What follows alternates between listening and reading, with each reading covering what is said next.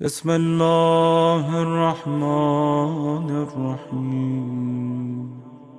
قرآن کہتا ہے اونچائی بلندی کی دلیل نہیں ہے، ذکر خدا بلندی کی دلیل ہے۔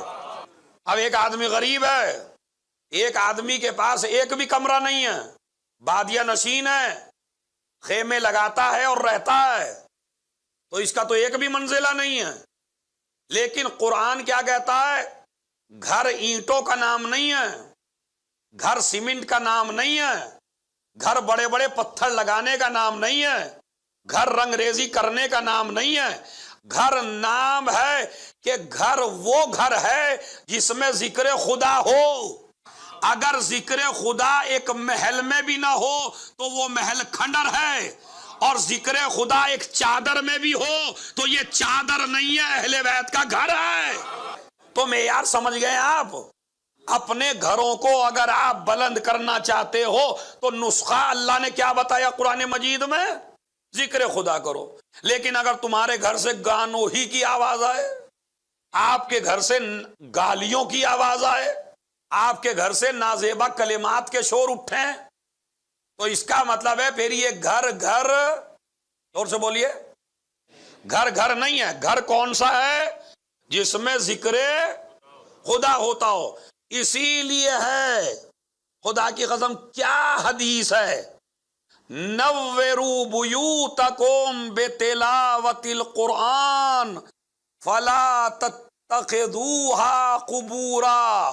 اگر آپ حدیث کے ترجمے سے واقف ہو جائیں تو خدا کی قسم قیامت تک داد دیں گے نبی کو، مجھے نہیں، نبی کو داد دیں گے۔ نبی فرماتے ہیں نوّروا بیوتکم، اپنے گھروں کو نورانی بناؤ قرآن کی تلاوت سے، فلا تتخذوها قبورا، ان کو قبریں نہ بناؤ۔ ارے میں توجہ جاتا ہوں، ان کو قبریں نہ بناؤ۔ اس کا مطلب ہے نبی نے بتا دیا جس گھر سے قرآن کی تلاوت بلند ہو وہ گھر ہے، اور جہاں قرآن کی تلاوت نہ ہو وہ قبر تو ہو سکتا ہے، گھر نہیں ہو سکتا۔ اب یہ ہمارے اختیار میں ہے یا نہیں ہے؟ مثلا صبح کو نکلے، بسم اللہ الرحمن الرحیم الحمدللہ رب العالمین، یہ قرآن آپ نے پڑھ دیا۔ یہ جو بسم اللہ الرحمن الرحیم ہے یہ قرآن کی آیت ہے، الحمدللہ رب العالمین یہ قرآن کی آیت ہے۔ زیادہ کریے، اپنے گھر میں رات میں سوئیے 3 دفعہ قل ہو اللہ پڑھ کے سو جائیے۔ 3 دفعہ قل ہو اللہ پڑھنے کا مطلب یہ ہے کہ آپ نے پورا قرآن پڑھ لیا۔ تو اس کا مطلب ہے اگر آپ چاہتے ہیں کہ آپ کا گھر بنے تو آپ کو ذکر خدا کرنا پڑے گا اور تلاوت قرآن کرنی پڑے گی۔ تو اس کا مطلب ہے ایک ہے ذکر خدا، ایک ہے تلاوت قرآن، اور ایک تیسری چیز ہے، اب میں اپنے موضوع پہ ایک تیسری چیز ہے جو جناب زینب کبریٰ نے شام کے دربار میں فرمائی ہے، اور حاکم کو خطاب کر کے کہا ہے کہ تو ہمارے ذکر کو نہیں مٹا سکتا، اس لیے کہ ہمارا ذکر ہی خدا کا ذکر ہے، ہمارا ذکر ہی خدا کا ذکر ہے۔ تو اس کا مطلب ہے گھر کو گھر بنانا ہے تو 3 چیزیں لے کے چلیے۔ اب یہ تحفہ دے رہا ہوں آپ کو، اگر گھر کو گھر بنانا ہے تو 3 چیزیں لے کے چلیے۔ اللہ کا نام لیجئے، قرآن کی تلاوت کیجئے، اہل بیت کا تذکرہ کیجئے، تب تمہارا گھر بنے گا۔ تو گھر کتنوں کے تذکرے سے بنے گا؟ اللہ ایک، قرآن اور رسول، اہل بیت 3۔ اچھا کلمے کتنے ہیں؟ وہ بھی 3، لا الہ الا اللہ محمد رسول اللہ علیون۔ تو اس کا مطلب ہے گھر کو گھر یہی 3 کلمے بناتے ہیں۔ اور اگر آپ اہل بیت کے تذکرے اور قرآن کے تذکرے سے دور ہوتے ہیں تو پھر چاہے جتنا اونچا گھر بنا لیجئے یہ گھر کہے جانے کے لائق نہیں ہے۔ تو یہ اللہ نے آپ کے ہاتھ میں دیا یا نہیں دیا؟ اپنے گھر میں ذکر اہل بیت بھی کیجئے، اپنے گھر میں قرآن کی تلاوت بھی کیجئے، اپنے گھر میں اللہ کا تذکرہ بھی کیجئے۔ تو کچھ گھر وہ ہیں جو روئے زمین پر سب سے بلند کر دیے گئے ہیں۔ کون سے گھر؟ جن میں اللہ کا تذکرہ ہوتا ہو اور صبح و شام اللہ کی تسبیح ہوتی ہو۔ دیکھیں تسبیح خالی آپ کی خاصیت نہیں ہے، یہ جتنے بھی بیٹھے ہوئے ہیں آپ اپنے اوپر گھمنڈ نہ کریے کہ میں ہی تسبیح کرتا ہوں اللہ کی۔ قرآن کہتا ہے وَإِن مِّن شَيْءٍ إِلَّا يُسَبِّحُ بِحَمْدِهِ وَلَٰكِن لَّا تَفْقَهُونَ تَسْبِيحَهُمْ، کائنات کی ہر شے اللہ کی تسبیح کرتی ہے مگر تمہارے اندر اتنا شعور نہیں ہے کہ جو ان کی تسبیح کو سمجھ سکو۔ کائنات کی ہر شے، چرند، پرند، درخت، شجر، حجر، زمین، آسمان، ستارے، دریا، پہاڑ، یہ زمین، یہ کوئی جگہ جتنی بھی ہیں یہ ساری کی ساری اللہ کی تسبیح کرتی ہیں، کوئی شے ایسی نہیں ہے جو اس کی تسبیح نہ کرتے ہو۔ تو اس کا مطلب ہے اللہ ہماری تسبیح کا محتاج نہیں ہے۔ اچھا میں دلیل بھی دوں آپ کو کہ کائنات کی ہر شے تسبیح کرتی ہے۔ نبی کا معجزہ یہ نہیں تھا کہ وہ ذروں سے تسبیح کراتے تھے، یہ معجزہ نبی کا نہیں تھا کہ ذروں سے تسبیح کراتے تھے۔ قرآن کہتا ہے تسبیح تو ہر چیز کرتی ہے، نبی کا کمال یہ تھا کہ وہ ذروں کی تسبیح آپ کو سنا دیتے تھے۔ ادھر کائنات کا ذرہ نبی کے ہاتھ پہ آیا اور اس کی آواز تسبیح ہمارے ذہن میں آ گئی، اس نے تسبیح کی، یعنی وہ تسبیح کرنے لگا، ہمیں سنائی دینے لگا۔ تو تسبیح تو ہر چیز کرتی ہے مگر ہمیں سنائی، مگر نبی کا کمال تھا سنا دینا۔ اب میں ایک لفظ کہتا ہوں تاکہ فضائل والے بھی مایوس نہ ہو، تاکہ بالکل سوکھا سوکھا نہ ہو جائے، تو فضائل کے لیے بھی ایک جملہ میں کہہ دیتا ہوں۔ ارے بھائی یہ جو کنکر ہے اس کے جبڑا نہیں ہے، اس کے زبان نہیں ہے، اس کے منہ نہیں ہے، اس کے دانت نہیں ہے، مگر جس کے جبڑا نہ ہو اگر اس کی آواز نبی پوری کائنات کو سنا سکتا ہے تو اگر کوئی 3 دن کا بچہ نبی کے ہاتھ پر آ جائے، اور بھائی اگر ذرے بول سکتے ہیں نبی کے ہاتھ پر تو جو انسان ہو اس کے بولنے پہ آپ کو شک کیوں ہے؟ چلیے آپ اسے علی کا کمال نہ سمجھیے، میں توجہ چاہتا ہوں بھائی آپ کو مولا علی ہی سے تو نفرت ہے، آپ اسے مولا علی کا کمال نہ سمجھیے، نبی کے ہاتھوں کا تو کمال سمجھیے۔ بھائی بات ہے یا نہیں ہے؟ اسے اب آپ علی کا کمال نہ سمجھیے تو نبی کے ہاتھوں کا تو کمال سمجھیے۔ اب اگر نبی کے ہاتھ اتنے با کمال ہیں تو اس ابو طالب کے ہاتھ کتنے با کمال ہوں گے؟ تو خلاصہ کلام ابھی تک یہ ہوا، کائنات اگر آپ چاہتے ہیں اپنا گھر صحیح بنائیں تو اللہ کا تذکرہ، قرآن کی آیتیں اور اہل بیت کا تذکرہ۔ ایک چیز بتائی بی بی زینب نے، ایک چیز بتائی رسول خدا نے، ایک چیز بتائی قرآن مجید نے۔ اب یہ دیکھیں آیتوں سے اور روایتوں سے اس میں کوئی ذاکری نہیں ہے نہ کوئی خطابت ہے، ایک چیز اللہ نے بتائی، ایک بی بی زینب نے بتائی، ایک رسول خدا نے بتائی، اگر گھر کو گھر بنانا چاہتے ہیں۔ آیا جب یہ آیت نازل ہوئی تو صحابی نے نبی سے پوچھا یا نبی اللہ ایو بیوتن ہذہ، یہ کون سے گھر ہیں کہ جو روئے زمین پہ سب سے زیادہ بلند ہیں؟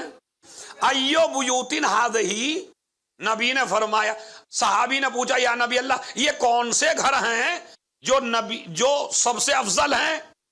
کہا جن میں اللہ کا تذکرہ ہوتا ہے۔ کہا ہے کون سے؟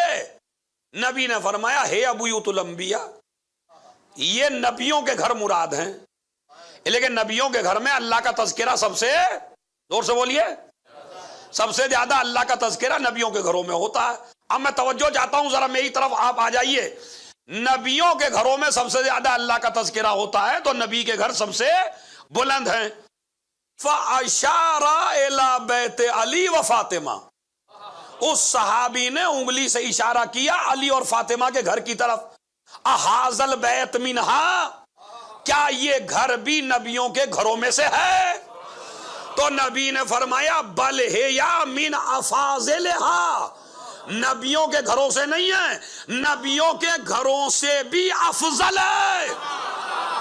ارے بھائی یہ تفسیر ہے، اور تمام مسلمانوں نے اس تفسیر کو لکھا ہے، اور جس کو پڑھنا ہو اردو میں مولانا فرمان علی صاحب کا قرآن پڑھ لے، اس میں بھی حوالوں کے ساتھ لکھا ہوا ہے کہ اس صحابی نے انگلی سے اشارہ کیا علی اور فاطمہ کے گھر کی طرف، کیا یہ ان میں سے؟ کہا انہوں میں سے نہیں ہے، یہ نبیوں کے گھروں سے بھی افضل ہے۔ اچھا ریزن تلاش کریے آپ، چونکہ آپ دبئی میں ہیں تو کوئی ایسا تو ہے نہیں جو کھیتی کر رہا ہو، یہاں سارے کوئی جاب کر رہا ہے اور اپنی علمی صلاحیت کی بنیاد پر یہاں پہ ٹکے ہوئے ہیں، اور آپ جو ہیں وہ پڑھے لکھے لوگ ہیں۔ تو ذرا آپ سوچ کے دیکھیے کہ جو گھر نبیوں کے گھروں سے بھی افضل ہے، اور قرآن جسے نبی کہہ رہے ہیں نبیوں کے گھروں سے بھی افضل ہے، تو ریزن قرآن نے کیا بیان کیا تھا افضل ہونے کا؟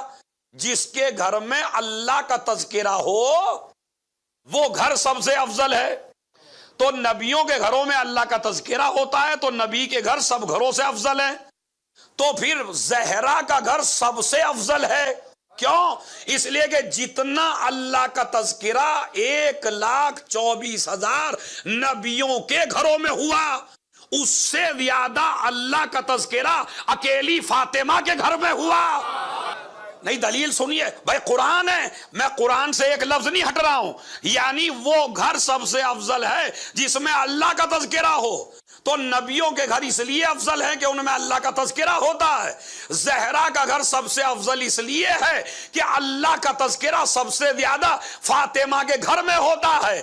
آپ کہیں گے دلیل، میں نے کہا دلیل ہے نبی کی حدیث، ضربت علی یوم الخندق افضل من عبادت الثقلین، علی کی تلوار کا ایک وار ثقلین کی عبادت پر بھاری ہے۔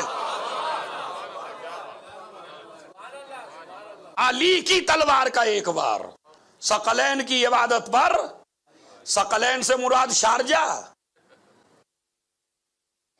ہندوستان، خالی پاکستان، ثقلین سے مراد ہے یعنی سارے آسمان والوں کی عبادت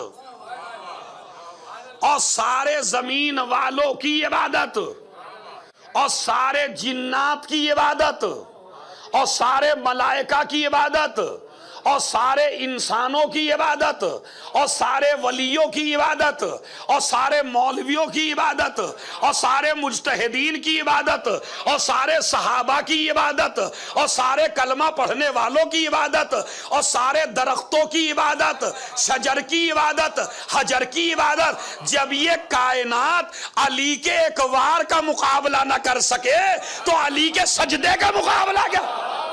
اچھا تلوار کا وار میں کتنی دیر لگتی ہے بھائی؟ ایک آدمی پہ اگر آپ وار کرنے لگے تو کتنی دیر لگے گی آپ کو وار کرنے میں؟ سیکنڈ۔ یہ ہر آدمی کے وار کی طاقت الگ الگ ہے، کیونکہ ہر آدمی کی طاقت برابر نہیں ہے، تو جس میں جتنی طاقت اتنا جلدی وار ہوگا۔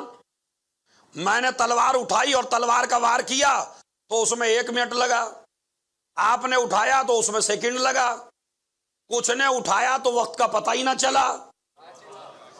تو اس کا مطلب ہے جیسے ہاتھ کی طاقت ہوگی اتنا ہی وار تیز ہوگا۔ تو یہ تو بندوں کے ہاتھ کی بات ہے، لیکن اگر کسی کا ہاتھ بھی اللہ ہی کا ہاتھ ہو تو اس میں کتنی، آپ گھڑی میں بھی دیکھیں گے نا مولا علی کے وار کو تو آپ کی سمجھ میں نہیں آئے گا۔ ایک جنگ میں سارے مقابل کے لوگ کھڑے ہو گئے، ہم تو آج دیکھیں گے علی کو لڑتے ہوئے، کیونکہ ہمارے دادا نے بڑی تعریف کی، ہمارے پردادا نے بڑی تعریف کی، اور سب انہی کے ہاتھوں مارے گئے۔ اور ہمارے بزرگ جو ہیں سب یہی کہتے کہ علی ایسی تلوار چلاتے تھے، علی ایسی تلوار چلاتے۔ ہم آج دیکھیں گے علی کیسی چلاتے۔ علی کے سامنے ایک پہلوان آیا، میرے مولا نے وار کیا، کہنے لگے یہ بھی کوئی وار ہے، خالی چلا گیا۔ یہ تو شکریہ ادا کریے گھوڑے کا کہ اب جو گھوڑا ہلا تو پتہ چلا آدھے ادھر پڑے ہیں اور آدھے ادھر پڑے ہوئے ہیں۔ تو انہوں نے کہا ارے اتنی جلدی وار، بس لفظ سمجھیے، جس کا وار آنکھوں میں بھی نہ سمائے اس لمحے کی عبادت کو ثقلین کی عبادت پہ بھاری کہا گیا ہے۔ اور یہ کون سا وار ہے؟ شہید مطہری نے لکھا یہ وہ والا وار نہیں ہے. پھر کون سا وار ہے؟ ارے شہید مطہری کہتے ہیں یہ وہ والا وار نہیں ہے. جب عمر ابن عبد ود نے تھوکا مولا کی طرف اور مولا نے تلوار اٹھانی چاہی تو مولا تلوار کا وار روک کے واپس چلے گئے. یہ جو تلوار کا وار روکا ہے علی نے یہ افضل ہے. ارے توجہ جاتا، ایک صلوات بھیجے محمد اور آل محمد پر.